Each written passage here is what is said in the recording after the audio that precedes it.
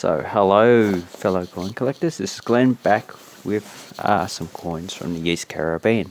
So a while ago someone has actually asked me to do a video on East Caribbean coins, and these are part of the East Caribbean dollar series, and they are pretty much all cent coins except for the $1, which is actually a coin as well, has been since 1981. So a bit of history. In 1955 the East Caribbean Bank, which was formed as amalgamated, decided to issue its own coins. Before that, they either used British coins or the coins from the United States. And as you can see, pretty much the 10 and 20 cent coin corresponds to coins from the United States. So do I have any on the table? I'm talking about United States coin. Yes I do. So here's a quarter. And as you can see, the size is nearly the same. The quarter's just a little bit bigger, but maybe they actually just issued it smaller. And they issued their own coins, and before that they actually had their own banknotes, but we'll worry about banknotes in another video. And these coins come in a bronze, half, 1 and 2 cent. There is actually a 5 cent in a nickel brass, but I don't have that coin. And then there's a 10, 25 and 50 cent. And the 50 cent is the only coin that was actually issued in this denomination in series. So after 1965 they actually didn't issue the 50 cent coin again. And between 1965 and 1981 there were no coins issued, and after that they actually changed to the modern type of actual coins. And all these coins issued before 1965 have been demonetized. So the 50 cent coin actually has the coat of arms of the Leeward Islands. So that's the coat of arms of the different, it's a coat of arms with coat of arms in it from the different islands. And then we have the badge of Trinidad with a ship entering a port. The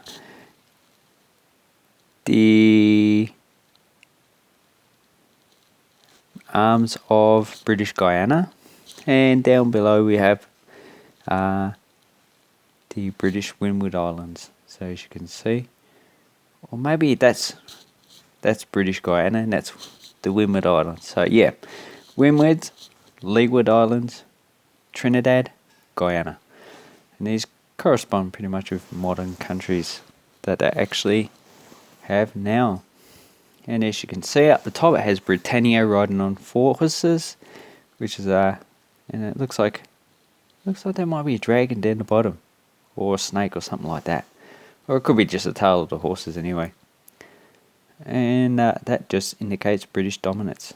And as you can see, these coins are British Caribbean territories because none of these were independent at the time.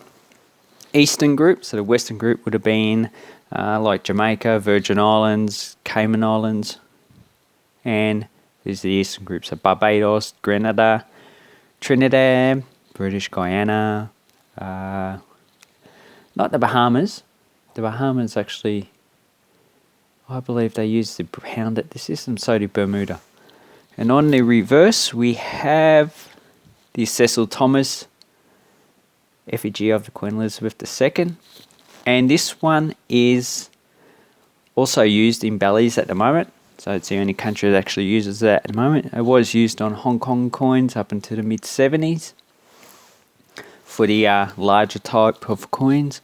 And I can't think of any other countries, but there were a few others that actually used it as well.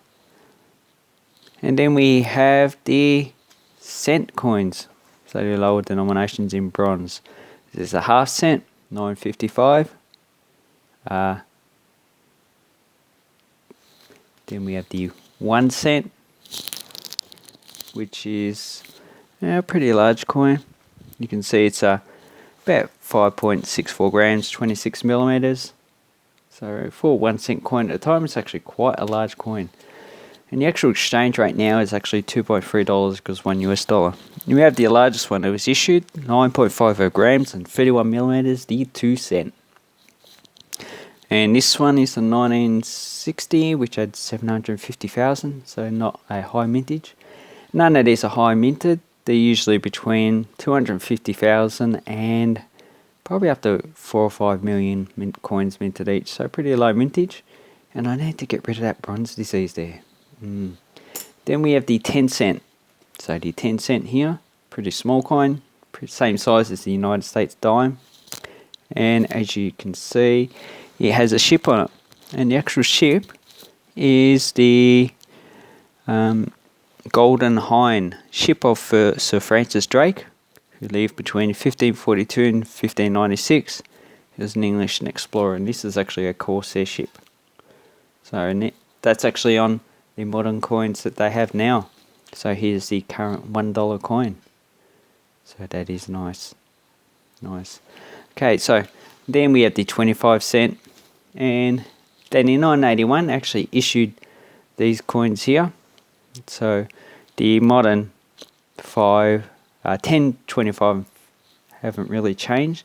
The 1 cent, 2 cent, 5 cent were odd shape, aluminium, but they were changed to round in 2002. And the 1 and 2 cent no longer issued. And this one has the older effigy of Arnold Machen. And these coins were issued between 1981 with this effigy and 2001, and in 2002 they changed over to the newer effigy. So here we have the square 2 cent, and as you can see, this one's in pretty good condition, 1981. None of these actually have mintages, so I can't really define which is actually a common coin and which is actually not. So then you got 25 cents, pretty much the same, and the lowest denomination they use now is the 5 cents. So this is the round one, and before they actually had one that was actually scallop shape and had pretty much the same dimensions. So as you can see there, East Caribbean states and the previous effigy. But the $1 coin was first issued in an aluminium bronze, and then from 1981 to 86 that's been demonetized, and then in 1989 they actually issued how many sides have got? 1, 2, 3, 4, 6, 7, 8, 9 sides. It looks like 8-sided actually. 8-sided coin. Sorry, I mean 10-sided decagonal. So decagonal. It's 8 grams. And this one's pretty much 7.98 grams, and the 10-sided one is actually a little bit bigger. So as you can see there, are these legal tender? Well, as far as I know, they actually are. All these coins from 1981 are still legal tender. You're probably not going to really see the older $1 coins, just the newer $1 coin.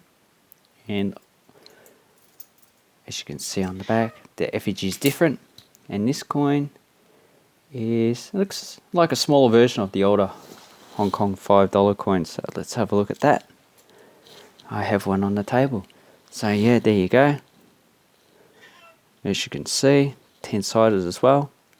The older Hong Kong $5. It's probably where taken from. And it's just got milling and not milling, milling, not milling. And that is the current coins and previous coins of the East Caribbean. So I hope you like this set. I'll leave a link down below to eBay to see if you can get some. What are the value of these lots? So pretty much you'll be probably paying about $20 for a whole set of these ones, and that's in high grade. For these coins, probably between $10 and $20 for the older ones, but for the newer series, you're probably like between $5 and $10. So